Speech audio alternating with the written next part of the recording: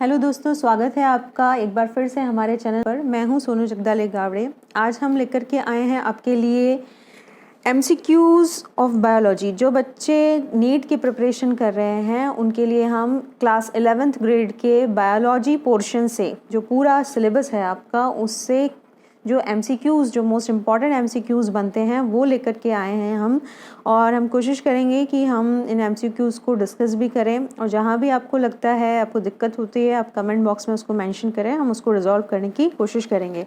तो चलिए दोस्तों, शुरू करते हैं हम MCQs related with the syllabus of biology of class 11th। तो जब हमारा पहला क्वेश्चन, जो मोस्ट इम्पॉर्टेंट क्वेश्चन बनता है, वो है the basic unit of classification is. तो जो बच्चे 11th पास आउट्स हैं वो जानते हैं कि क्लासिफिकेशन एक बहुत इम्पॉर्टेंट पार्ट है। यहाँ पर प्लांट क्लासिफिकेशन, एनिमल क्लासिफिकेशन पूरा दिया हुआ है आपको सिलेबस में। तो ये बहुत बेसिक क्वेश्चन यहाँ पर बनता है। The basic unit of classification, options are A genus, B species, C order और D ऑल ऑफ दीज। तो हमारा जो आंसर है, अगर हम क्लासिफिकेशन, हायरार्कियल क्लासिफिकेशन देखें तो असेंडिंग ऑर्डर में अगर हम चलें तो सबसे पहले हमारा आता है species, then genus, family, order, class, phylum, kingdom and then domain. तो हमारी जो सबसे बेसिक यूनिट आती है वो आती है स्पीशीज़। तो इसका आंसर हमारा होगा species. Second question is plant nomenclature means. Nomenclature का मतलब होता है नामकरण। तो प्लांट्स के, पौधों के नामकरण का क्या मतलब है? ऑप्शंस है A to give names to plants without any rules, B nomenclature of plants in local language, C nomenclature of plants in English language, and D is all of the above. So the correct answer is nomenclature of plants in local language. हम यहाँ पर nomenclature करते हैं, नामकरण local language में plants का किया जाता है। Third question is again related with classification. Question is group of the organism that closely resemble each other and freely interbreed in nature constitutes a। ऐसे ऑर्गेनिजम्स का ग्रुप जो एक दूसरे से बहुत ज़्यादा मिलते हैं और आपस में इंटरब्रीड कर सकते हैं, ये क्या बनाते हैं? क्या वो A स्पीशीज़ कहलाते हैं, या वो जीनस है, फैमिली है, टैक्सॉन है? तो दोस्तों मैं आपको यहाँ बता दूँ, टैक्सॉन, फैमिली और जीनस में जो इंडिविजुअल ऑर्गेनिजम्स हैं वो आपस में इंटरब्रीड नहीं करते हैं, लेकिन स्पीशीज़ के जो इंडिविजुअल्स हैं वो आपस में इंटरब्रीड कर सकते हैं। Next question is in taxonomy the first step is. Taxonomy का पहला स्टेप क्या होता है या क्या होना चाहिए? Options are identification, nomenclature, plant description और affinities. The correct answer is identification. Taxonomy का जो पहला स्टेप होता है वो, या जो टैक्सोनॉमी हम क्यों करते हैं, क्लासिफिकेशन हम क्यों करते हैं, for the identification of the organism. The next question is when fungi feed on dead organic matter they are known as. जब फंजाई डेड ऑर्गेनिक मैटर पर फीड करता है तो उसे हम क्या कहते हैं? Options are dimorphic, B parasites, C saprophytes, D none of these. तो डायमॉर्फिक का मतलब होता है टू मॉर्फोलॉजिकल फॉर्म्स। तो फंजाई डायमॉर्फिक भी है, दो फॉर्म्स यानी कि यूनिसेलुलर एंड माइसीलियल फॉर्म, दोनों में ही फंजाई रहता है। B पैरासाइट्स, जो किसी लिविंग ऑर्गेनिज्म से अपना फूड और हैबिटेट के लिए डिपेंडेंट है, उसे हम पैरासाइट्स कहते हैं। C सैप्रोफाइट्स, सैप्रोफाइट्स नाम का मतलब ही है living over the dead and decaying organism.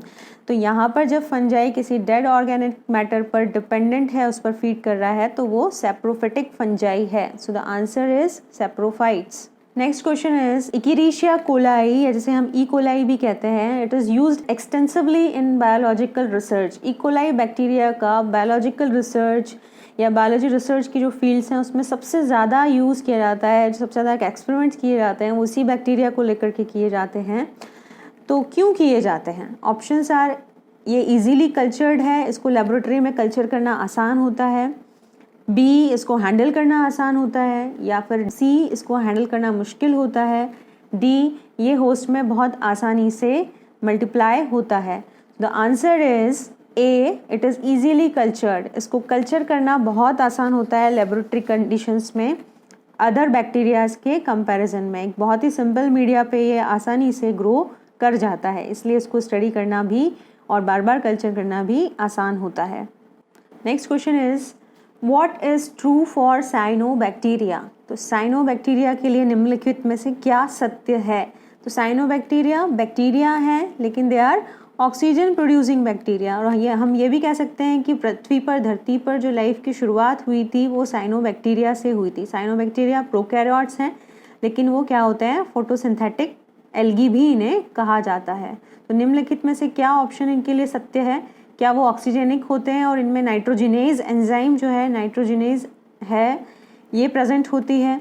Oxygenic without nitrogenase, non oxygenic with nitrogenase, non oxygenic without nitrogenase. तो दोस्तों साइनोबैक्टीरिया ऑक्सीजन प्रोड्यूस करते हैं, इसलिए इन्हें फोटोसिंथेटिक एल्गी भी कहते हैं और इनमें नाइट्रोजिनेज एंजाइम प्रेजेंट होता है। तो करेक्ट ऑप्शन है oxygenic with nitrogenase. Next question is हमारा आता है ब्रायोफाइट्स से। Bryophytes can be separated from algae because, कैसे हम इसे एल्गी से सेपरेट करते हैं।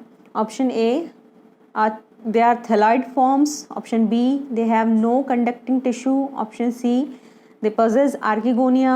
Option D, they contain chloroplast. तो सही ऑप्शन है आर्किगोनिया की उपस्थिति की वजह से ब्रायोफाइट्स को हम एल्गी से सेपरेट कर सकते हैं। आर्किगोनिया क्या है? Archegonia is the sex organ in bryophytes. ये एक फ्लास्क शेप का स्ट्रक्चर होता है, distinguishable into a long neck and a globular swollen venter इनमें पाया जाता है, जिसके बेसिस पर हम इनको ऑब्जर्व कर सकते हैं और एल्गी से इनको सेपरेट किया जा सकता है। नेक्स्ट क्वेश्चन, ब्रायोफाइट्स और ऑफ। ब्रायोफाइट्स निम्नलिखित में से क्या हैं? A, great economic value, B, no value at all, C, great ecological importance, A, a lot of aesthetic value. तो correct option is great ecological importance. Bryophytes का ecological importance बहुत ज़्यादा है क्योंकि ये पॉल्यूशन को इंडिकेट करते हैं, बहुत ज़्यादा सॉइल इरोजन यानी जो उपजाऊ मृदा होती है उसको बहने से रोकते हैं। जब बहुत ज़्यादा बारिश होती है तो ये मृदा को पकड़ के रखते हैं, इसलिए इनका इकोलॉजिकल इम्पोर्टेंस बहुत ज़्यादा होता है। दोस्तों आप देख रहे हैं ब्रायोफाइटा और प्लांट किंगडम में से बहुत ज़्यादा क्वेश्चन बनते हैं, तो इनको क्लास 11th का जब आप सिलेबस प्रिपेयर कर रहे हैं तो इनको कवर करना बहुत ज़रूरी है। Next question is a chordate characters. निम्नलिखित में से कॉर्डेट का क्या कैरेक्टर है? A, spiracles, B, gills, C, post anal tail, D, chitinous exoskeleton. तो दोस्तों कॉर्डेट्स और नॉन कॉर्डेट्स में आपको यहाँ पर डिफरेंस पता होना चाहिए। कॉर्डेट्स वो एनिमल्स जिनमें बैकबोन या नोटोकॉर्ड पाया जाता है, और non chordates animals they lack backbone और नोटोकॉर्ड, उनमें बैकबोन और नोटोकॉर्ड नहीं पाया जाता। वहीं कॉर्डेट्स में एंडोस्केलेटन और एक्सोस्केलेटन दोनों पाया जाता है। नॉन कॉर्डेट्स में सिर्फ एक्सोस्केलेटन होता है, एंडोस्केलेटन नहीं होता है। तो यहाँ पर जो इम्पॉर्टेंट फीचर है कॉर्डेट का, पोस्ट एनल टेल का पाया जाना है। तो इसका करेक्ट आंसर होगा C, post anal tail, presence of post anal tail. Next question is all chordates possesses. सभी कॉर्डेट्स में क्या अवश्य होगा जिसके बेसिस पे उन्हें नॉन कॉर्डेट से डिफ्रेंशिएट किया गया है? Option A, exoskeleton, option B, limbs, option C, skills, option D, axial skeleton rod of notochord. Skeleton और नोटोकॉर्ड प्रेजेंट होगा। Correct answer is axial skeletal rod of notochord. सभी chordates में axial skeletal rod of notochord पाया जाता है। Next question is a common characteristics of all vertebrates is A, presence of skull, B, division of body into head, neck, trunk and tail, C, presence of two pairs of functional appendages, D, body is covered with an exoskeleton. The correct option is vertebrate का main character है presence of skull. vertebrates को craniata भी कहा जाता है due to presence of skull in all its members. जितने भी members हैं vertebrates के उन सभी में skull present होगा. So the correct option is presence of. Next question is thalamus is. Thalamus क्या है? A, base of flower, base of ovary, modification of pollen, और डी, मॉडिफिकेशन ऑफ पेटल। तो correct answer is it is base of flower. तो actually ये broad and base होता है flower का, जो पेडिकल के जस्ट ऊपर प्रेजेंट होता है, जिसे टॉरस या थैलेमस या रिसेप्टिकल भी कहते हैं। पेडिकल की टिप पर प्रेजेंट होता है, so it is known as torus, thalamus और receptacle. So it is the base of flower. The correct option is base of flower. Next question is parallel venation occurs in, options are A monocots, B dicots, C all angiosperms और D ferns। parallel venation किसका character है, किस में पाया जाता है? क्या वो मोनोकॉट्स में पाया जाता है, डाइकॉट्स में, एंजियोस्पर्म्स में या फर्न्स में? Correct answer is monocots. Monocots में पैरेलल वेनेशन या स्ट्रेट वेनेशन जिसे कहते हैं पाया जाता है। वीन्स वेनलेट्स जो है एक दूसरे के पैरेलल चलती है, तो मोनोकॉट्स का ये एक बहुत इंपॉर्टेंट फीचर है। Next question is where do the Casparian bands occur? Casparian bands कहाँ पर उपस्थित होते हैं? A epidermis, B endodermis, C pericycle और डी फ्लोएम। कहाँ पर प्रेजेंट होते हैं Casparian bands? The correct option is endodermis. Endodermis जो कि कॉर्टेक्स की इनर मोस्ट लेयर होती है, इसमें इसकी रूट्स में क्या होते हैं कैस्पेरियन स्ट्राइप्स पाए जाते हैं। एक्चुअली ये स्टार्च शीट होती है डाइकॉट स्टेम की, जो कॉर्टेक्स और स्टेली को सेपरेट करती है, इसलिए correct answer is endodermis. Next question is which is correct about transport और कंडक्शन ऑफ सब्सटेंसेस? निम्नलिखित में से क्या सही है सब्सटेंसेस के ट्रांसपोर्ट और कंडक्शन के लिए? A inorganic food moves up through phloem, organic food moves up through phloem, inorganic food moves upwardly and downwardly through xylem, D organic food moves upwardly and downwardly through phloem. So the correct answer is D organic food moves upwardly and downwardly through phloem. Actually ये एक sieve tube या फिर हम इसे एक long distance channel भी कह सकते हैं, जो ऑर्गेनिक न्यूट्रिएंट्स का ट्रांसपोर्ट करने का काम करता है, और ये अपवर्डली डाउनवर्डली यानी कि ये बाय डायरेक्शनल होता है और लॉन्ग डिस्टेंस तक फूड और न्यूट्रिएंट्स जो ऑर्गेनिक न्यूट्रिएंट्स हैं उसके ट्रांसपोर्ट का काम करता है। So the correct answer is organic food moves upwardly and downwardly through phloem. Next question is an organized and differentiated cellular structure having cytoplasm but no nucleus is। ऐसा एक organized structure जिसमें cytoplasm तो है लेकिन nucleus नहीं है, उसे हम क्या कहते हैं? A vessels, B xylem parenchyma, C sieve tubes और D trachea। The correct answer is sieve tubes। sieve tubes एक organized differentiated structure cellular structure है जिसमें कोई nucleus नहीं पाया जाता है। Next question is a bicollateral vascular bundle is characterized by। bicollateral vascular bundle को आप कैसे पहचानेंगे? A phloem being sandwiched between xylem, दो xylem के बीच में क्या phloem present होता है? Transverse splitting of vascular bundle, vascular bundle की ट्रांसफर स्प्लिटिंग से पहचानेंगे। Longitudinal splitting of vascular bundles, D xylem being sandwiched between phloem. तो correct option is xylem being sandwiched between phloem. Vascular bundles में क्या होता है, दो फ्लोएम के बीच में एक जाइलम प्रेजेंट होता है जिसे हम बोलते हैं it is sandwiched between phloem. Next question is bordered pits are found in. Bordered pits किस में पाए जाते हैं? Options A sieve cells, B vessel wall, C companion cells, D sieve tubes. So do you know the correct option? The correct option is option B, the vessel wall। क्योंकि the vessel wall की जो xylem vessels हैं they are lignified and bordered pits। ठीक है, इसमें lignified bordered pits बहुत commonly walls में पाए जाते हैं। तो कहाँ पाए जाएंगे bordered pits? vessel वॉल में पाए जाएंगे। नेक्स्ट क्वेश्चन है हमारा characteristics of smooth muscle fibre is A spindle shaped, unbranched, unstriated, uninucleated and involuntary, B spindle shaped, unbranched, unstriped, multinucleate and involuntary, C cylindrical, unbranched, unstriped, multinucleate and involuntary, D cylindrical, unbranched, striated, multinucleated and voluntary. तो बच्चों इसमें आपको जो है एक एक जो term है उसका मीनिंग पता होना चाहिए, आपके दिमाग में पिक्चर होना चाहिए क्लियर स्मूथ मसल फाइबर का कैसा होता है। तो स्मूथ मसल फाइबर जो होता है इसका करेक्ट ऑप्शन है ए, स्पिंडल शेप्ड। स्पिंडल शेप होता है इसका, ब्रांचिंग नहीं होती, अनब्रांच होता है, अनट्रीटेड, यूनिन्यूक्लिएटेड, एक सिंगल न्यूक्लियस ही पाया जाता है, मल्टी न्यूक्लिएटेड नहीं है, और कैसा है ये, इनवॉल्यूंटरी एक्शन इसका होता है। तो correct option is A. Next question है हमारा, formation of cartilage bones involves. Cartilage bone के फॉर्मेशन में क्या होता है? Option A, deposition of bony matter by osteoblast and resorption of chondroblast. Option B, deposition of bony matter by osteoclast and resorption by chondroblast. Option C, deposition of bony matter by osteoclast only. D, deposition of bony matter by osteoblast only.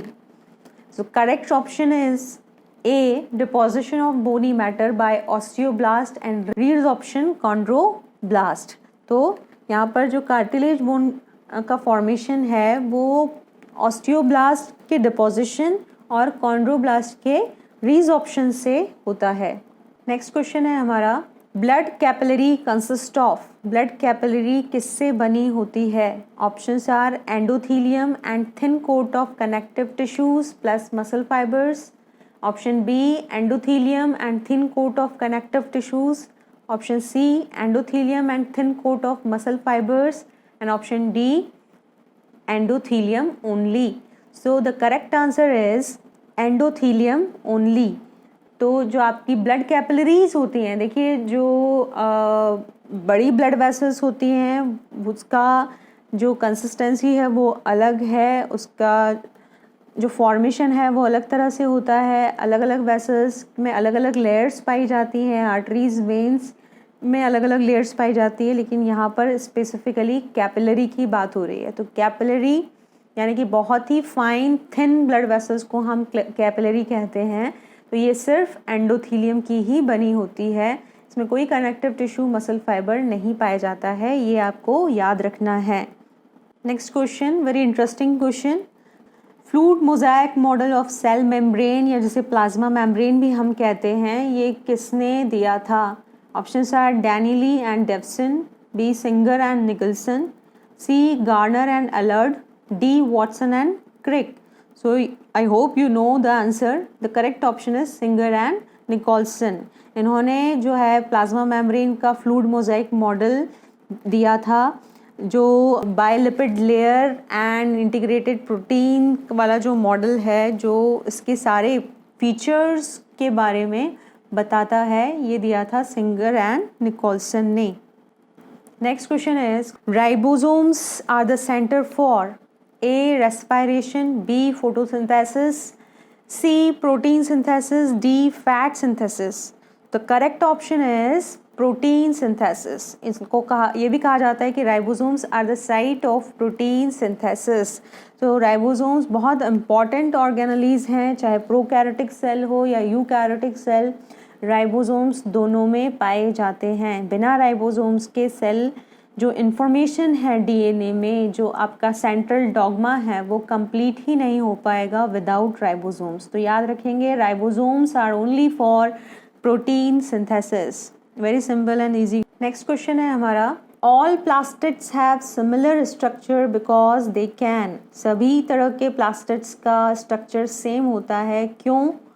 A, they store starch, lipids and proteins. B, they get transformed from one type to another.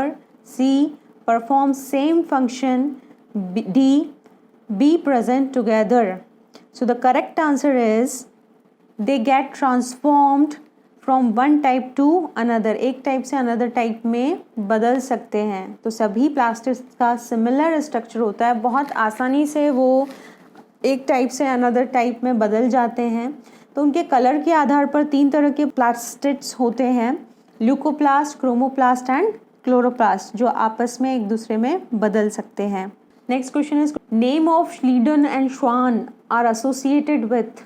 ये दोनों scientist का नाम किससे जुड़ा है?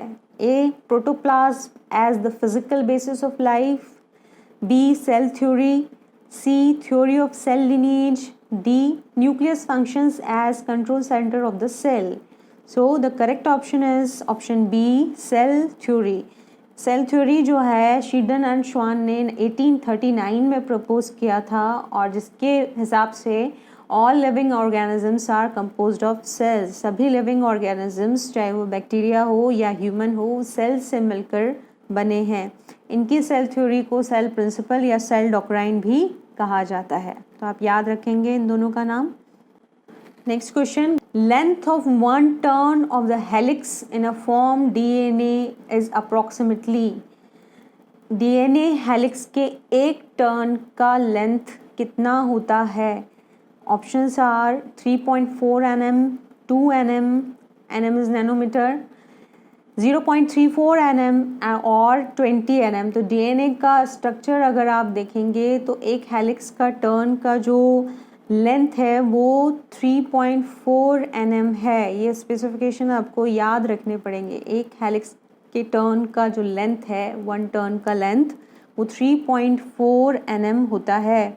Next question है हमारा, feedback inhibition of an enzymatic reaction is caused bye.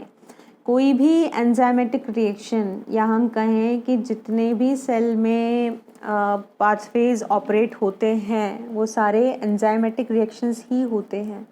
या यहाँ पर क्वेश्चन का मतलब है कि किसी एंजाइमेटिक रिएक्शन में अगर फीडबैक इनहिबिशन हो रहा है तो वो किस वजह से होता है?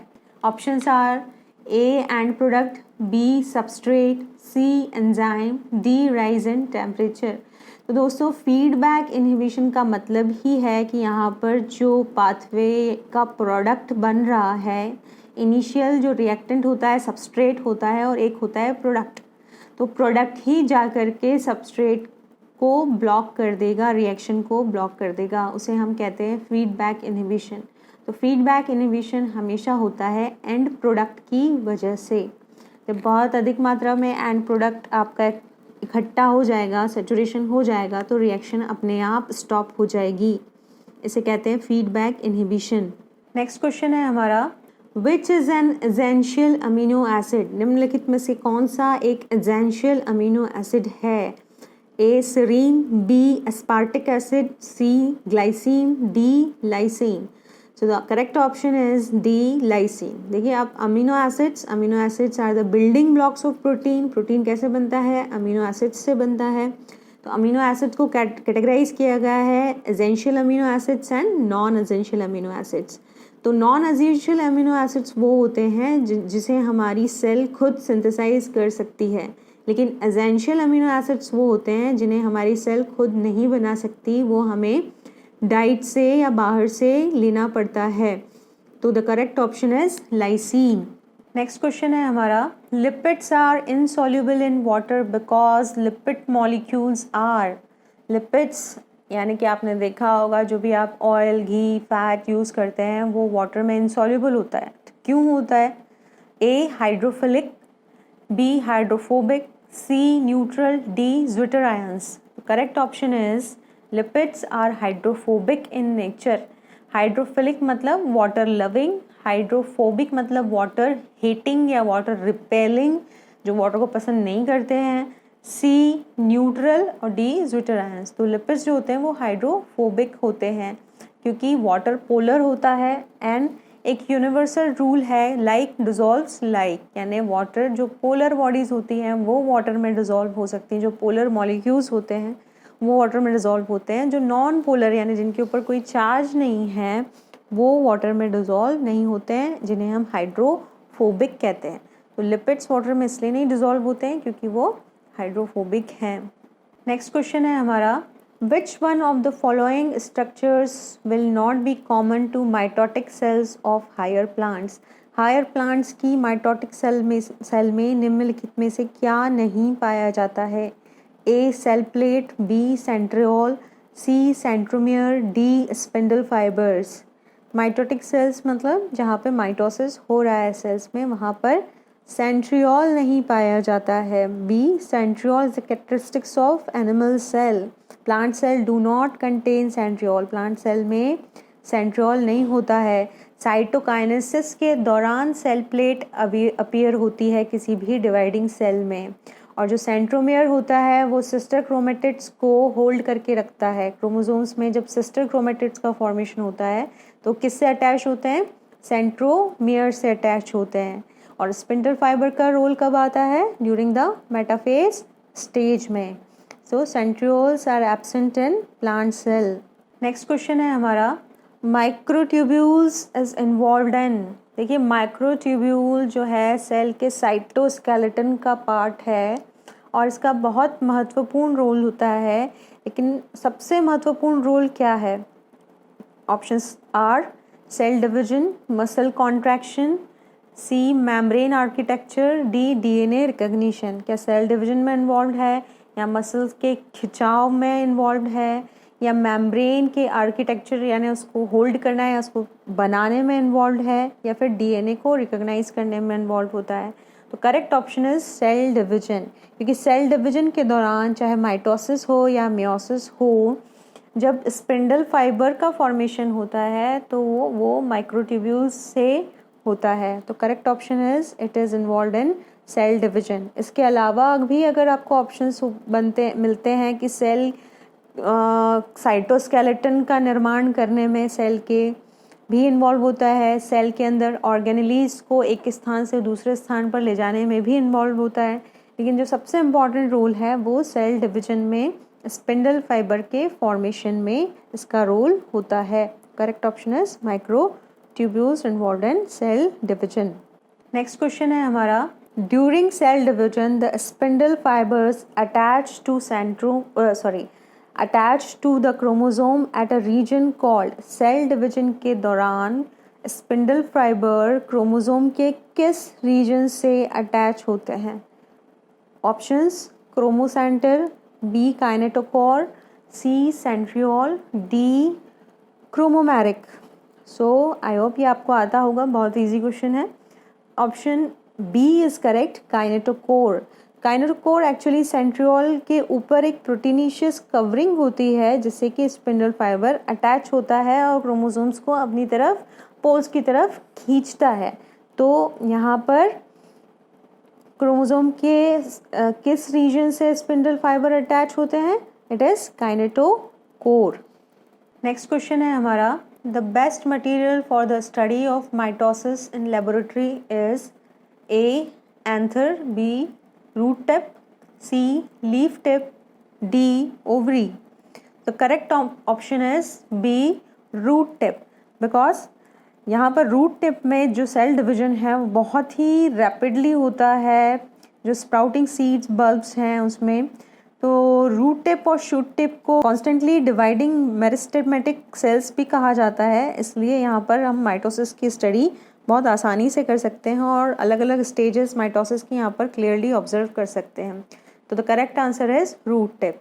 तो दोस्तों क्लास 11th बायोलॉजी के कोर्स से क्वेश्चंस यहाँ पर बनाए हैं।